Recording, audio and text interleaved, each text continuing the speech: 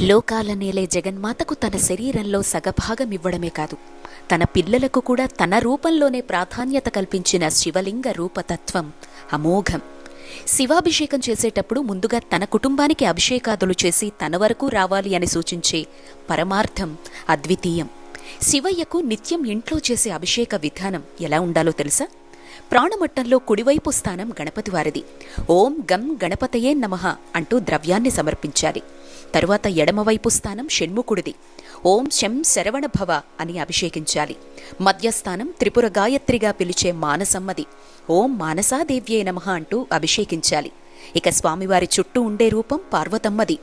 ఓం శ్రీమాత్రే నమః అంటూ అభిషేకించాలి.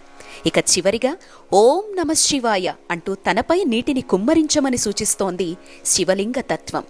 ఓం శివాయ గురవే నమః.